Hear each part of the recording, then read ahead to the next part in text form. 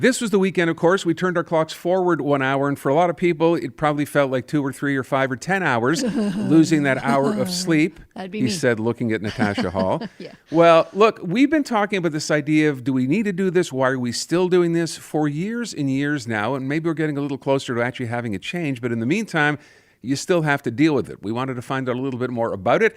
Dr. THIEN Dang Vu is a neurologist with expertise in sleep and sleep disorders. He's a professor at Concordia University. And doctor, you have a rather interesting take on this, especially for people who are already having trouble falling asleep to begin with. So tell us a little bit about what you'd like to see happen here. Yeah, so the issue with that change in time is that it kind of makes our sleep more vulnerable, especially if we have already some existing sleep problems. I mean, for most of us, it's mostly like maybe an inconvenience for a couple of days. But if you already have some trouble falling asleep or staying asleep, then having to shift your schedule might make you even more disrupted. And we know that having a lack of sleep or poor sleep can lead to many important consequences: lack of productivity, increased risk of accidents. So this is something that can be impactful for several people. I'm curious. So, I feel like it's just 1 hour. How can the impact be that grave? And yet we know it is. I mean, we've read all those reports about the hospitalizations going up, injuries, accidents, heart attacks. So why does 1 hour make such a difference, doctor?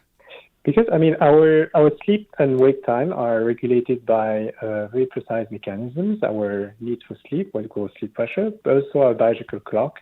And this biological clock is really regulated by our own rhythms that are synchronized by the day and dark cycle. So if we shift that biological clock, then we put our system at a challenge by trying to sleep and wake up at unusual times. And as I said, if you're able to compensate because you're good sleeper in general, that would be not too much of a problem. But many of us, like at least 10% of the population, have insomnia problems, and for them, already having to deal with sleep is a problem, but then having to deal with sleep at different times could be even more impactful.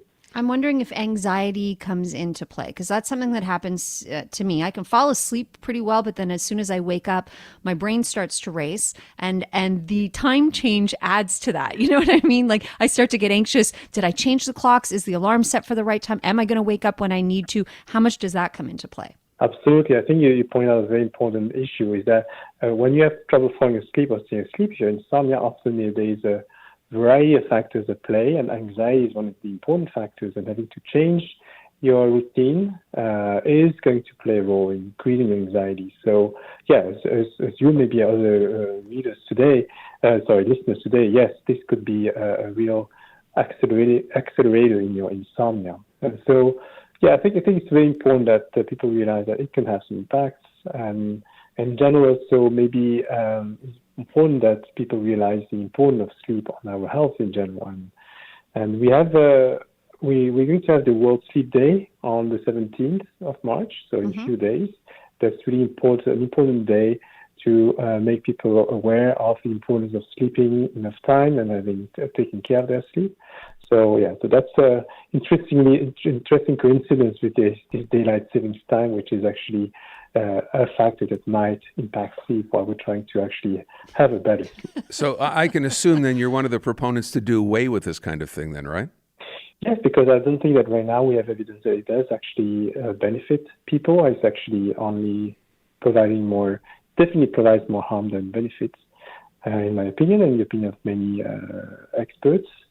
So I don't think that we have now strong reasons to keep it, besides just keeping some old habits. But we know that society is changing, and then we have to adapt to ways to improve our health in the society. So yes, I would be definitely in favor of getting rid of it. Let me ask then, so as someone who studies sleep and sleep disorders, so you acknowledge, or we've kind of covered the fact that, yeah, this is difficult for people who have an existing issue.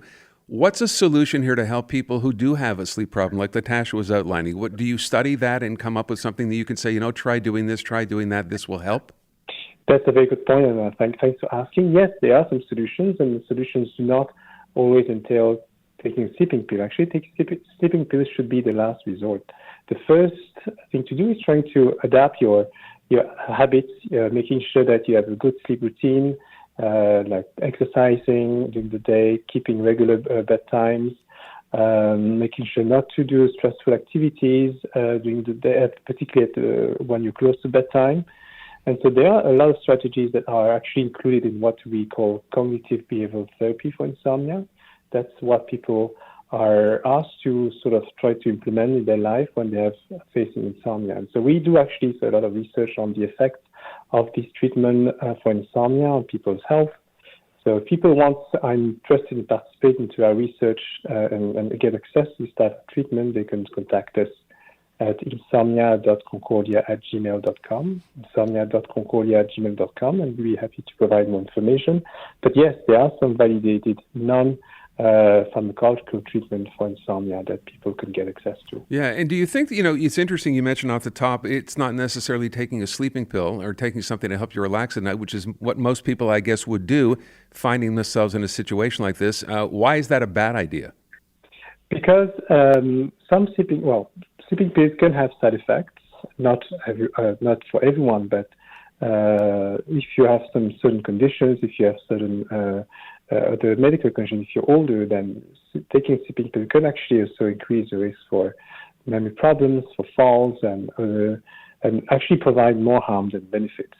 So this is why if you have to take a sleeping pill, it has to be under the monitoring of your healthcare professional, and after you've tried to implement these non-pharmacological solutions that do not have side effects. So it's important to try solutions that are not harmful, potentially harmful, before having to resort to medication under a very strict medical supervision.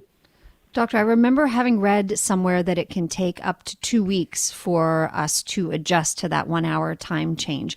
Does that matter if you are a good sleeper or a bad sleeper? Is it longer for people who don't sleep well to adjust to the time change? Absolutely, it does matter. And actually, it matters whether you're young, middle-aged, or older.